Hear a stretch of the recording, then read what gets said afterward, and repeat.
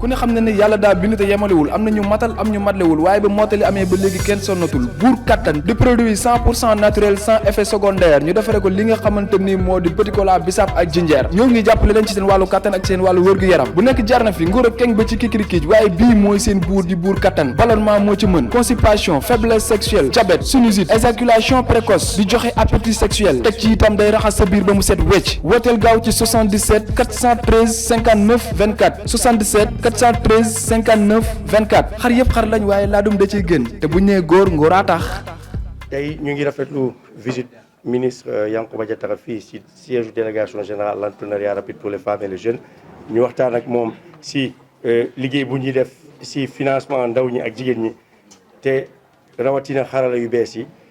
nga xamante ne moom moo yore ministère boobu te wan nañ ko liggéey bu ñu def ci lu ñuy financer jigéen ñi ak ndaw ñi ak start-up yi et programme yu bees ñu taxawal ak suñu partenaires yi Banque africaine de développement ak AFD ak président de la République lu mu ñu sant pour ñu gën a yeesalaat liggéey bi jàppale jigéen ñi ak ndaw ñi donc ministre dina continuer ci lu ma gis ci visite bi. ci délégation à l'entrepreneuriat rapide pour les femmes et les jeunes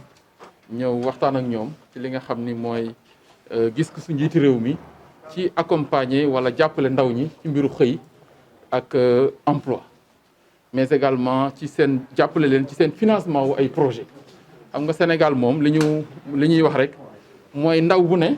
li la préoccupé mooy looy suturloo yaag sa njaboot wala yaag say waajur ba tax na kon président de la République dañuy saluer pertinence vision mooy gis-gisam bi mu am pour def instrument boo xam ni dina gën a jàppale ndaw ñi mais ci ni mu gën a gaawee mooy ñu baral suñu loxo ci jàppale accompagnement jeunes yi loolu moom la ñuy tuddee entrepreneuriat rapide. ba tax na tey occasion la woon pour ñun ñu ñëw partager ak waa DER projet yi nga xam ni moom la ñu am ci ministère bi mais également waxtaan ak ñoom ci li nga xam ni ministère bi mën na leen a jàppale ci nu ñu mën a gën a xamale nit ñi li nga xam ni mooy projet yi nga xam ni moom la ñu porté ndax tey président de la République dafa def choix ci ndaw ñi dafa gëm jeunesse bi dafa bëgg a jàppale ndaw ñi mu jël pour un début sur fonds propres juróom benn fukki milliards dugal ko ci entrepreneuriat ndaw ñi muy lu am solo loo xam ni war nañ ko xamale Sénégal yi beneen bi mooy tey ay bailleurs de ay partenaires au développement wóolu nañu ci état Sénégal wóolu nañu la DER ba ñëw dugal ci à peu près 70 milliards pour wane rek li nga xam ni tey DER am na ko en termes de crédibilité mais également de pertinence ci projet yi nga xam ne mu ngi koy jàppale ndaw ñi mais président de la République yemul ci loolu dafa ni ci at bii ren ñuy dugg muy 2021 dina mobiliser sur fonds propres budget Sénégal lu toll ci téeméeri juróom fukki milliards pour jàppale ndaw ñi encore muy benn conviction renouvelée muy gëm-gëm bu bees bu président di suqali rek jëmale ko ci ndaw ñi pour nu mu leen di gën a jàppale loolu nag dafay laaj ñun ñëpp ñu lëkkale suñu doole ñun ñëpp ñu joxante loxo gën ko xamal ndaw ñi gën a def promotion boobu wan ndaw ñi ni président bàyyi na leen xel président teg na ay instruments yoo xam ni ku bëgg a suturlu ku bëgg a développer projet ku bëgg a liggéey am na foo mën a jaar mais loolu nee naa warul yem Dakar ak Thiès rek ndax dañu gis ni start-up yi mooy société ndaw yi soog a juddu moom la ñuy start-up ci domaine innovation ñoom entre Dakar ak Thiès la ñu ëppee mais dañu war a def noo xam ni Sénégal gi yëpp ñoo koy yëg Sénégal gi yëpp ñoo ci mën a bénéficier wu bien que la DER xam nañ déployé na sur l'ensemble du territoire beneen bi mooy ñu waxtaan ak ñoom ci nan la ñuy def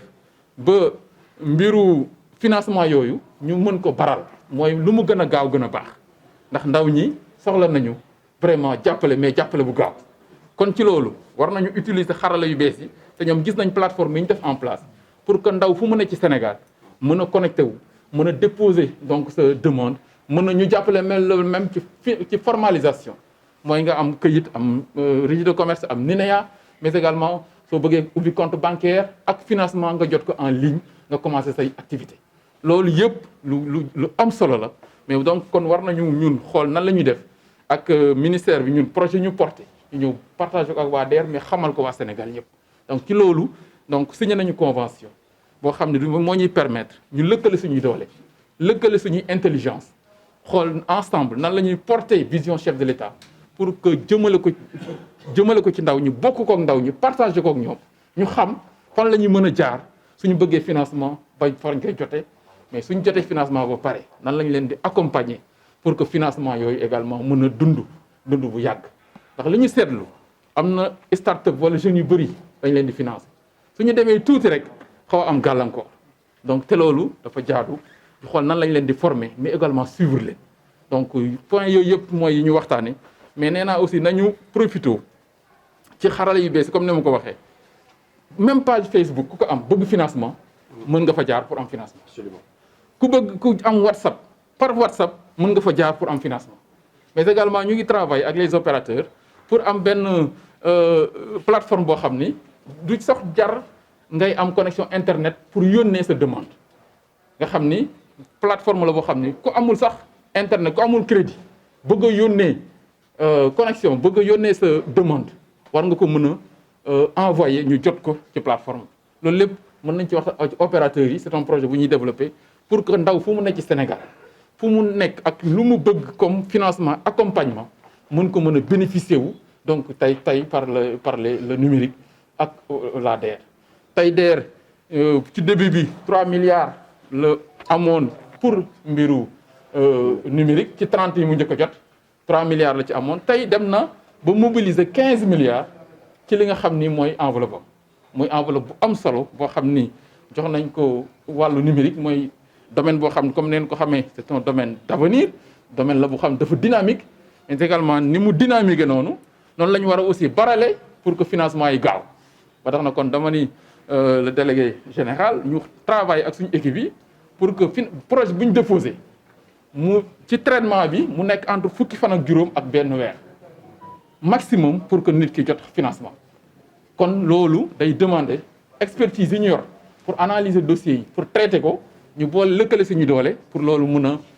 am ba tax na kon ci loolu vraiment waxtaan nañu pour ni dañuy def benn équipe boo xam ni suñ ñaari ministères yi mooy ministère économie numérique ak la délégation générale ñooy lëkkale seen i doole teg équipe boo xam ni mooy assurer suivi yooyu mais également lëkkale seen doole pour prise en charge efficace préoccupation jeunes yi dans le domaine du numérique donc ñu fàttali rek ni président de la république enveloppe bi mu mujj teg muy 350 milliards pour la jeunesse ci ñetti at yi ñu jëm tey wax na ni nañu génne 150 milliards ci plan d'urgence bi pour teg ko pour ndaw ñi loolu numérique daf ci war a jël paaram bu baax ndax xam nañu économie numérique ni mu mën a mobiliser tey ni mu mobiliser jeunes yi mais également ni mu mën a mobiliser jeunes yi créer emploi pour l'avenir mais aussi ay emploi décent de ce point de vue là ñun dinañ ci liggéey pour ci 150 milliards yooyu pour que numérique am ci part bu am solo ndax tey li mu mën a mobiliser ci jeunes yi ak ci ndaw ñi ak jigéen ñi kenn xamul nu mu toll ñun ñu ngi développé benn projet bu ñuy wax développement entrepreneuriat féminin donc ci Sénégal boo xam ni jigéen ñi lay jàppale ci li jëm ci mbiru numérique donc projet boobu seetlu nañu ni jigéen ñi tey ñu ngi ci xolu numérique ci grand prix chef de l'État pour l'innovation numérique bi nga xam ne moom lañ mujj a def ñetti lauréats yi nga xam ni ñoo gagné grand prix du chef de l'État ñaari prix yi ay jigéen lañ kon xam nañ tey jigéen ñi nañ nekk au cœur du numérique kon tey war nañ gën a bàyyi xel jigéen ñi te ñooñu ay jigéen lañu ay ndaw lañ mooy jeunesse bi mu ngi ci cœuru numérique mais ci biir jeunesse boobu aussi les jeunes filles dañu nekk au cœur donc du numérique kon nañ leen gën a bàyyi xel gën leen a jàppale donc ba tax na kon donc loolu daal noo ñëwoon partage tey vraiment ak le délégué général di ko féliciter encore di ko encourager parce que il se déploie il se bat gis naa ko ci terrain bi nu muy déployer nu mu porter la vision du chef de l'État ni mu koy mettre en œuvre nga xam ni mën na compter ci suñu ministère nga xam ni mën na compter ci ñun ñu nekk ay ndaw président de la République ñu joxante loxo mettre en œuvre sa vision et ses orientations. ñu ngi sant di gërëm merci beaucoup. ku ne xam na ni yàlla daa bind te yemalewul am na ñu matal am ñu matlewul waaye ba mottali amee ba léegi kenn sonnatul buur kattan di produit 100% naturel sans effet secondaire ñu defare ko li nga xamante ni moo di petit cola bisaab ak jinjeer ñoo ngi jàppale leen ci seen wàllu kattan ak seen wàllu wërgu-yaram bu nekk jar na fi nguur ak keng ba ci kikirikiij waaye bii mooy seen buur di buur kattan ballonnement moo ci mën constipation faiblesse sexuelle diabète sinusite éjaculation précoce di joxe appétit sexuel teg ci itam day raxas sa biir ba mu set wecc wooteel gaaw ci 77 413 59 24 77 413 59 24 xar yëpp xar lañ waaye laadum da ciy gën te bu ñu nee góor ngóoraa tax